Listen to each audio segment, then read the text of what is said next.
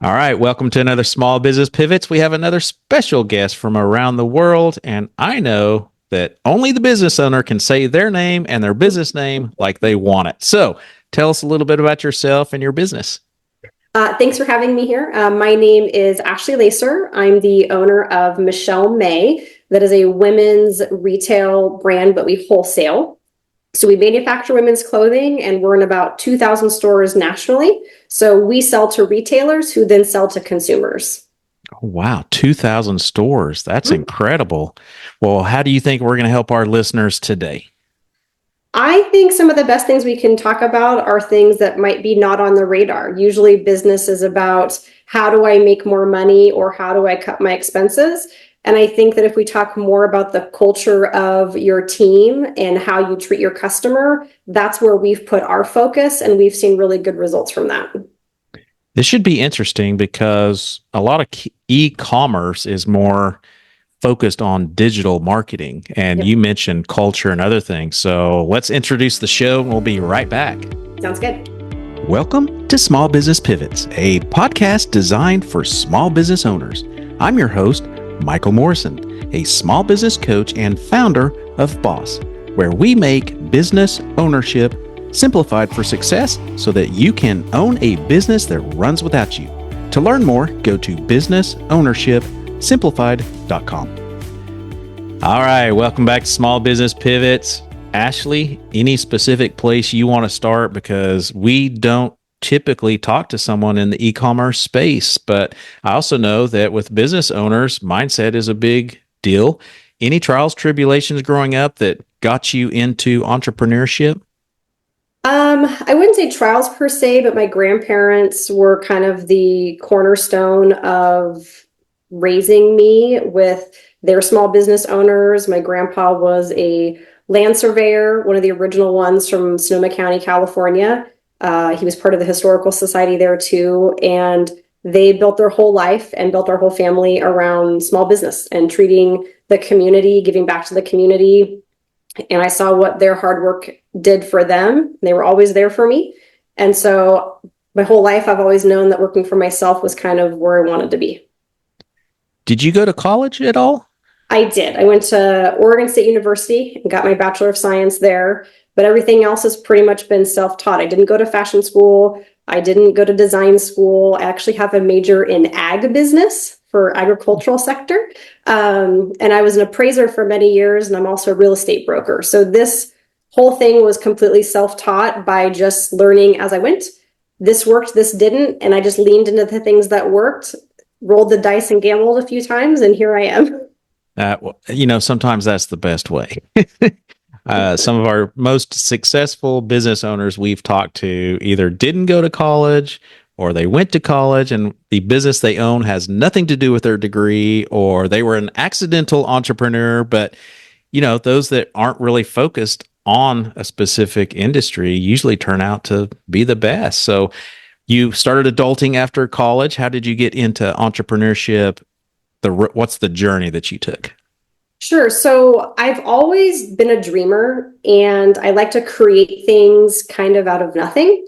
And so for 7 years, I ran a wedding coordination company that I sold to the gal that I was training at the time. And when I moved here to Medford, I had just had my second child and I was having a really hard time connecting with women. I didn't know anybody in this new town. And so I created an online community from our retail side called Ella Lane. And for a couple of years, that's where I bought other brands and sold to women directly. I was working out of my living room, packing out of my living room. I eventually had to upgrade and get a P.O. box at the local place because my post guy is like, this is too much mail. And then we got a little warehouse or a storage unit for more inventory and did local events. And then customers were asking, where can I buy your things? I want to come shop in person. So then we got a storefront. And that's when I hired my first staff, was when I started doing events and a store. So that was kind of how the retail side started. And then we quickly learned we were having issues with quality. Deliverables weren't coming on time. We couldn't get things in all sizes. And I thought to myself, I can do this better. and I want to serve this industry and create a product that other women like me can sell to provide for their family. Let's go back to that first employee because I know that a lot of business owners, they're like, when will I know it's time? Because that's a big commitment. I remember starting Yes. my first business 2.5 decades ago, and I just couldn't pull the plug. It took forever because that's a huge commitment. How did you know it was time? When I knew that my customers weren't going to get serviced unless I got help. Hmm. And so, because I run a couple different companies, I couldn't work a store full time. So, my very first employee was Brittany, and she's still with me. I think it's her seventh All year with right. me now. She's on vacation this week. And so, she helped me with all of my events to begin with. Now she does a whole bunch of other things, but she would come to events with me and she would help me sell products and create relationships with clients. And she's always been my teammate that can help with all the online components of things. And then when we got the storefront, I added Katie, who's my manager. So my husband and her husband deployed together to Afghanistan a number of years ago. They're the only people we knew when I moved to this town. And I took her to coffee one day, which is now 2 blocks from our new warehouse, which we just got done building for ourselves. Wow. And she had experience in retail. And I said, hey, you don't really know me, but I've heard great things about you. Will you take a chance on me? And she's now been with me 6 years and is like the captain of the ship. And she is such a blessing in my life. We talk about culture a lot in businesses. How did you establish a culture immediately? Did it take time to foster Yes. that? Yeah, I would say I've made a lot of mistakes along the way. And I think that part of the blessing of my staff is that they've been patient with me and they see the bigger picture and they too believe in the brand and they've stuck through some really, really, really hard times. And so for me, asking my staff more questions has been critical. And because sometimes hard conversations can be hard, especially when it's about reflection on you as a leader and your shortcomings or things they need more of. And so I've just really tried to instill in them, if there's a problem, please come to me because I'm imperfect and providing an employment for them is my priority. And so over 6 to 7 years, we've gotten to a really good place of when there's issues or if I need to step up and do something different, they're really good about giving me that feedback. And as a leader and an owner of a company, if you can't make a safe space for your staff to come to you and give you that feedback, they're going to go somewhere else. And so trying to create an open communication line with them has been critical. And I don't always get it right. But they have patience and grace for me because they love our customers and they love the team. And I'm just really appreciative that they're sticking with me. Absolutely. Communication is critical. And would you say that's that and what else has made you successful as a leader? I think just trying to think out, like pivoting, ironically. So many times in this company, we'll be faced with an issue, and we have to figure out what to do. So, for example, we just had 2,000 items delivered that were shipped with another product that had a smell to them. We sell apparel. We can't resell something that has a smell to them. So we tested a whole bunch of theories. The staff took some home and washed them. We hung some up to, hung them out to air them out. We were trying like an ozone machine to see what solved the problem. And what solves the problem is just letting them air out, which sounds like a simple task, but they have to unpackage, unfold, hang, air out, refold, rebag thousands of units. And that's 2 people in the warehouse. Wow. So pivot. Wow. But Yeah. it saved $60,000 of inventory. Well, let's So talk about inventory because we don't have, like I said, very many guests on here that's in the e-commerce space. yeah. And on top of that, that really have a lot of inventory. So can you share some insights on how to best manage that? I was hoping you could tell me. No, I'm just kidding. Um, Well, so inventory has been a challenge, and one of the big things you need to watch out for, especially if you're a new business or trying to scale, is your inventory is not considered a write-off until your cost of goods is sold. So at the end of the year, if you're over inventoried, that's considered income you made and reinvested into the business. We got hit with that in 2021, and we just got done getting through that tax debacle because the inventory just was disparagingly in one direction and my accountant got it wrong, which is a conversation for a different day. Yeah. But inventory management can be challenging. And I think knowing your cash flow, knowing what your basis is, and knowing what a good turnover is. So we've kind of established there's a certain dollar amount of inventory we need to hold on hand because your in-stock orders are really important.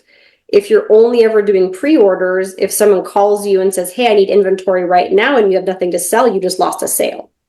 So there's a really fine balance between future orders and future production, but having something right now for the immediate customer that needs something today. You mentioned fashion earlier and that you didn't go to school for that. So how did you find what works and what doesn't work? That seems very complicating, and to Yeah. know how much and how many to have in different sizes and all that good stuff. Yeah, so we're really big on size inclusivity, which is a big reason of our brand success. So we offer extra small through 4XL, both XL and 1XL. So the plus size market's very underserved in the fashion world. Most manufacturers stop at size XL when the average woman is a size 16 in America, I believe. And so when it comes to designing, I'm a mom of 3 kids, but I'm also a professional. So I need something that is cute, classy, and casual, and easy to wash and wear. So that's what we focus on. You can dress it up, you can dress it down, you can travel well with it, and it just appeals to a really wide range of women. What pivots have you made recently that you would contribute to actually moving the needle in your business, or was it by mistake?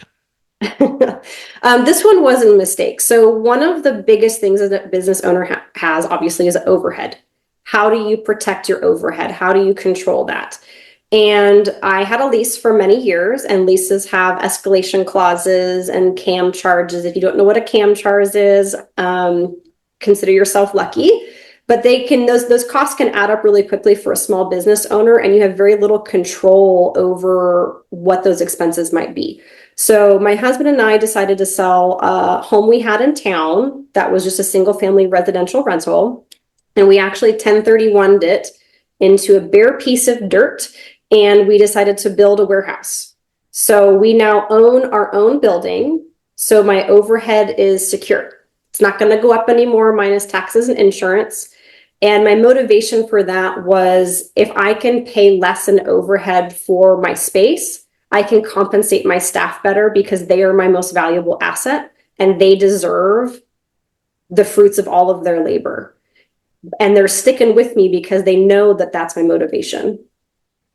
Yeah, well, you're unique in the fact that most business owners are working in the business, and everything you just talked about probably just flew right over all their heads, business owners. So it sounds like you're working on the business. How did you get into working on the business? If you don't work on the business, you won't have a business to work on. I think that's a really big thing that business owners, they get so, where's the next sale? Where's my next dollar coming from? Which is kind of more of a short-sighted goal or plan. But you have to see 1 year, 5 years down the road. And my husband always asks me, what's our exit plan? If at any point life changes and you don't want to do this anymore, like, what's the exit plan? And I was like, I would never exit. What are you talking about? But every business has to have a plan. And while I don't have a timeline of what that looks like, I'm here for the long haul. I'm here to provide, jobs for my staff as long as they want to be here. But I think that if you don't figure out a way to work on all the behind the scenes stuff, and it's not the fun stuff, right? Nobody loves accounting. And if you do, that's great. But what do you want your business to be known for, and how are you going to get there? How did you shift your mindset? Because we have business owners that come to us. I'm a business coach and we own a business coaching company, but we have business owners come to us and they're like, I don't want to let my team down. If I'm working on the business, I'm not working with them. And they feel I just have to guilty. communicate with them. Like sometimes when I come here, I say, hey, ladies, I'm like today I worked on an affiliate linking thing and I had to phone a friend to figure out how to do HTML code on my website because that's not a strong suit of mine. And so I think one of the biggest things I've also learned is ask for help. I think as business owners, we never ask for help. We try to bear too much on our shoulders for things we don't have skill sets in. I originally did our first website 7 years ago, and guess what? Earlier this year, it looked like a 7-year-old website. So I called somebody, I hired somebody, they redid our entire website, and I can't take photography. I'm not a model. I am not all these things. And so I find those that believe in what we're doing, have the same culture of putting others first, and then I hire out the things I can't do myself. I love that. So it sounds like you really have a lot of strategy in place. So your team is on board with the mission. So do you have mission statements and all that stuff? You know, what's funny is my manager and I, like 4 years ago, maybe 3 years ago, started like an employee handbook. And to be honest with you, it's still in draft mode.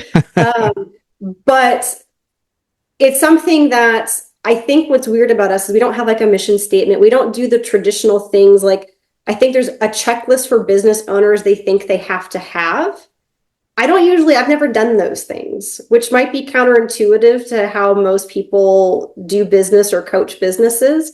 But sometimes I feel like you just have to put out whatever fire is right in front of you at the time. Life moves crazy fast, business moves really fast, and there's going to be distractions all over the place. And you can't tackle everything at once. It's impossible. And so I really try to just figure out what's going to have the worst impact if I don't handle this now. I have to do that now. And some stuff gets pushed back a long time, like our employee handbook. But the staff's okay with that because they know what we're trying to do and what priorities are, which is getting shipments out and taking care of our customers.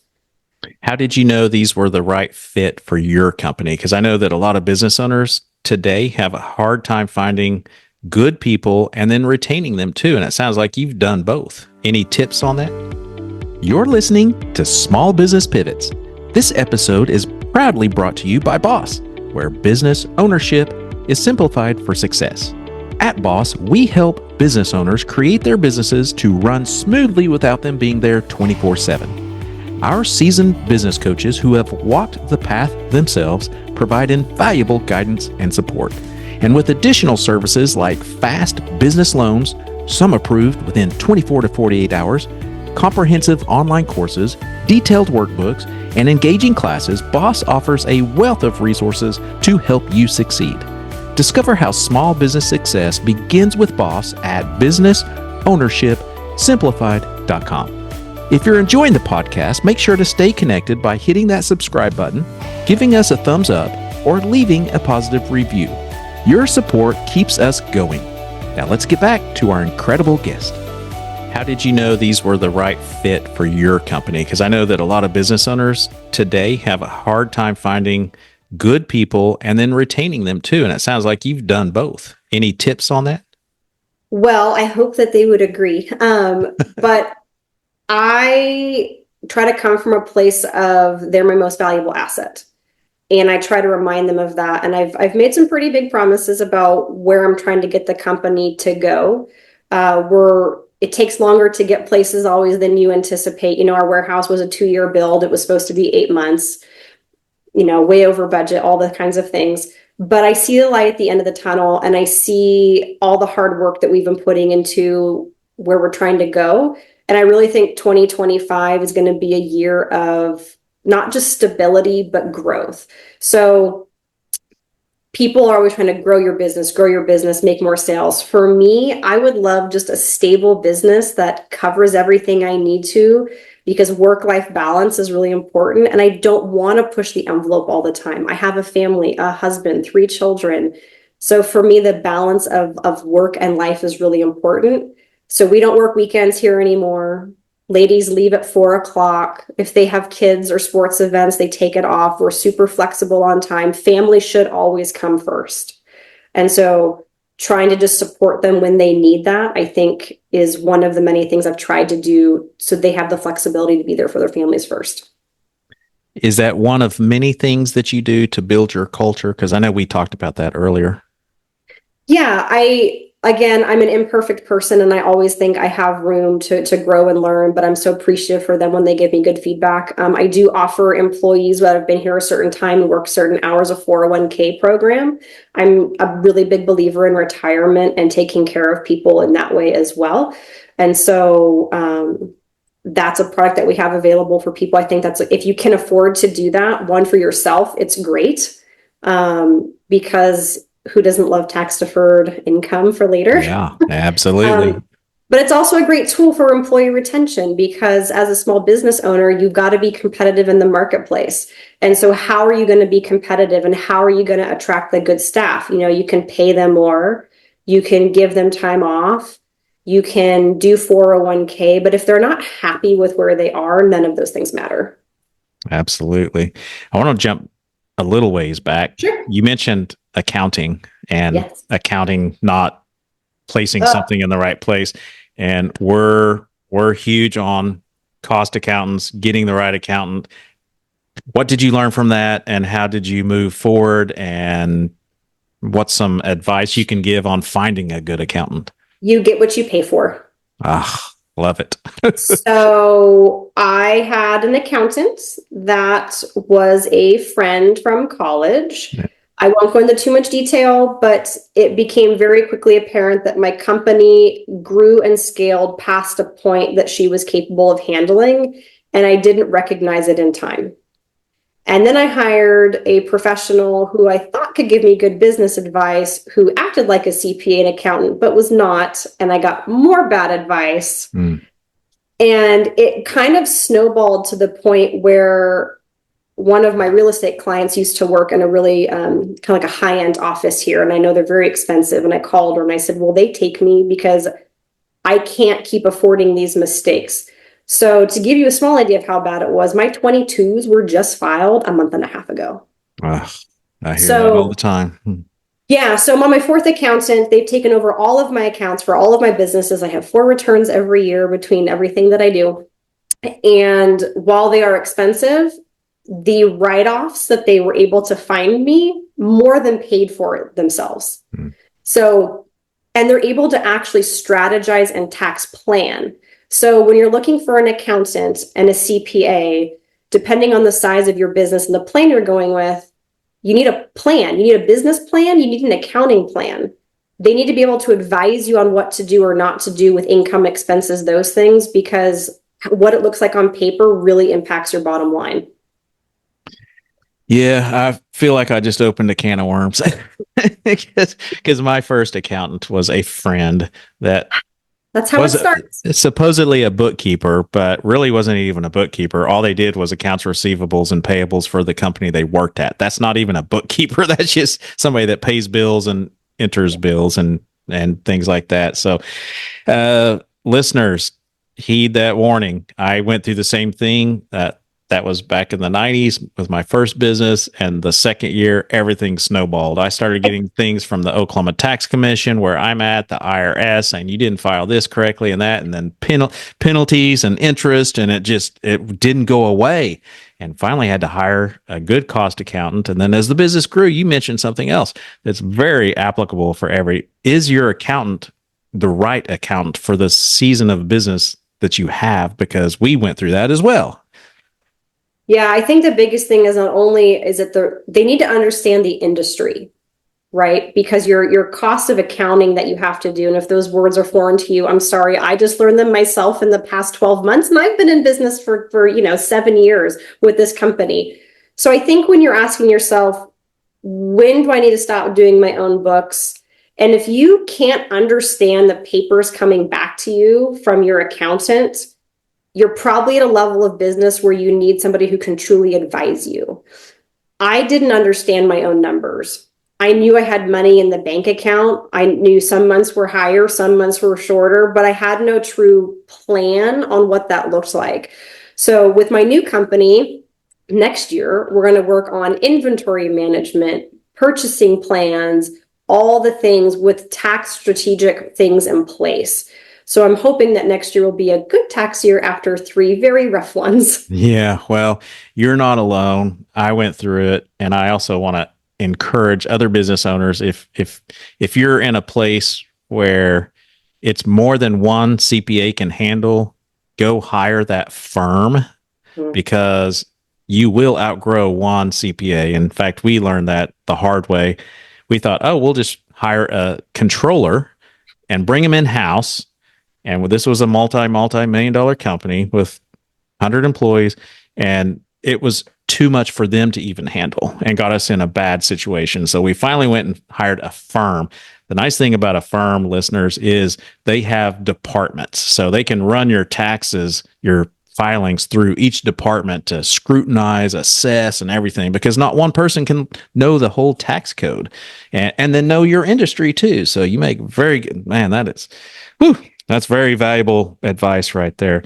I want to talk about the process of e-commerce in itself. So you've got digital marketing, you've got online sales, but you also have retail sales. How do you manage all that for those that are wanting to get into inventory type businesses? Sure. So to kind of give a little bit of background, if someone's listening for like what is e-commerce? Everyone knows what e-commerce is, but there's kind of two main avenues of e-commerce. One is the direct to consumer. So going to a website, placing an order, and it shows up on your door in a couple of days, that's like the retail side. Then there's the wholesale side of e-commerce, which is what Michelle Mae does. And that is the suppliers designing, manufacturing, and providing product to the retailers that sell to consumers. And so it's kind of all like an inventory chain, right? Somebody buys the fabric and then they assemble the fabric and then they package it and then it comes to us and then we sell it to mom and pop stores across the nation and then they sell it to consumers. So for me, what's most rewarding is we're creating a product and a brand that other business owners are making their businesses off of. Like I'm feeding the small business owners what they need to be successful. And that is like one of the most rewarding things I've ever done in my life because I love small businesses. I'm like a champion for them. I want them to win. And so I have a lot of retailers that buy our product and they message me saying, you're the only brand I'm selling in my store right now because of your quality. My customers love it. And they're repeat customers. I would say we have over a 95% repeat customer basis right now for our retailers. Wow. So are these mostly boutiques or are they department stores? Nope, we're in no department stores as of right now. We're only boutiques only. Again, kind of a small business champion in that. And so if that opportunity came down the road, we'll see. But for now, I'm just enjoying working with the small businesses. Any specific areas where somebody could find your products? Yeah, so we're actually going to be adding a link to our website here pretty soon where you can find a bunch of different vendors that carry our brand. So our wholesale brand website is just michellemay.wholesale.com. And then our retail side, if you wanted to buy from us directly, is ellalane.com. Okay. If you were in front of a group of business owners, all seasons of business, different industries, what's something that you could share that might be applicable to all of them? Your staff is your biggest asset, hands down. You heard it here first. I love it. It's communication, staff, and a good accountant. Yes. Are the three big bullet points that we talk about all the time. Do y'all have systems and processes, by the way? I'm curious. We do, but we don't. So one of the main systems we have is we run pre-orders. So we get an idea of demand before we place an item into production.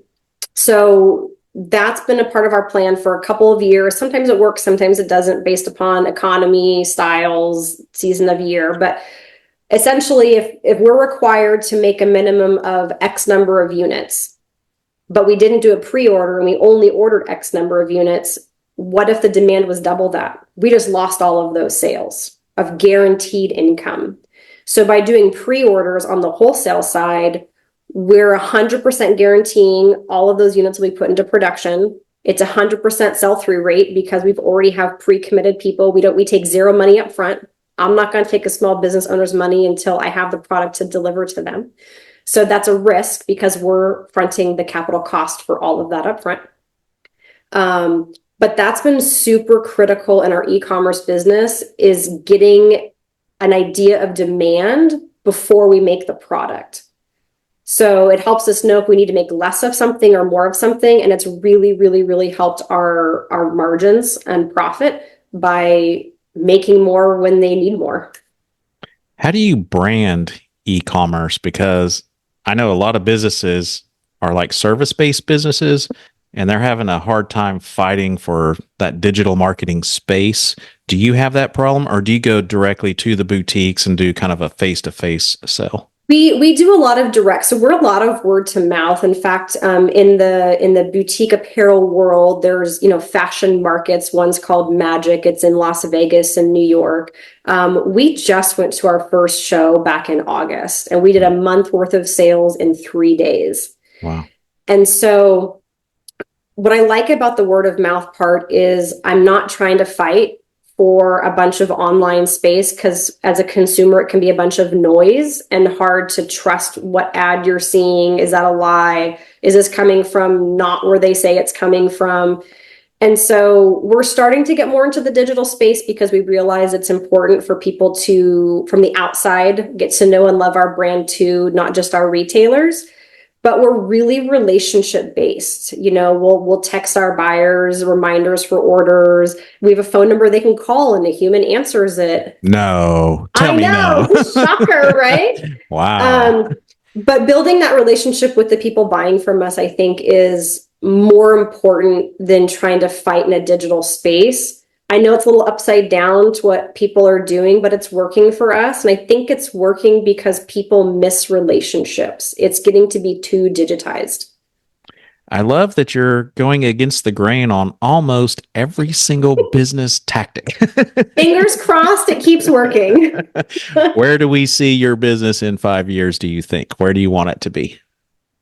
In 5 years, I would like it to be where my staff and myself feel like they can breathe a little more. We kind of always feel like we're under a pressure cooker because we're a small team and we're pivoting all the time. We had to redo our entire fall in 3 days because of a print copyright issue, which is another pivot we had to do. So they're processing the last of our fall arrivals right now today as we speak. We're about a month late, which for this season is pretty hard, but our customers are super understanding because of the relationship and the honesty. And so we just keep pivoting, and we're just going to keep pivoting. And 5 years from now, my goal would be that we're all maybe taking an annual vacation together, or just having more joy and peace in business versus stress and unknown. Yeah, I love that. I love that. So if someone wants to follow you closer, are you on social media, email, website? I don't use my social media a whole bunch, but I do have one. It's called Entrepreneur Ashley. Okay. Which surprisingly is because I'm an entrepreneur. You can kind of follow me there. You can also follow Michelle Mae or Ella Lane. Those are my brands. And then the Entrepreneur Ashley link is basically me with my family, and we have a llama farm here in Medford. So nice. Serial entrepreneur.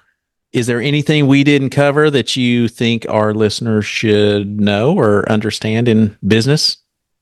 I think my only advice would be just to ask for help. It's okay to not have the answers to everything. I think we put too much pressure on ourselves to be perfect and not make mistakes, but you're going to make mistakes. You're going to need grace. You're going to need forgiveness. And if you try to just humble yourself with your customers and your staff, I think it's going to go a long way for the longevity of your business. All right. Well, you've been a wealth of knowledge and a blessing to many. Thank you so much for your time. Thank you for having me. My pleasure. Thank you for listening to Small Business Pivots. Please don't forget to subscribe and share this podcast. If your business is stuck, you need help creating a business that can run without you, or you need a fast business loan or line of credit, go to our website, businessownershipsimplified.com, and schedule a free consultation to learn why small business success starts with BOSS. If you want to talk anything small business related, email me at michael@michaeldmorrison.com. We'll see you next time on Small Business Pivots.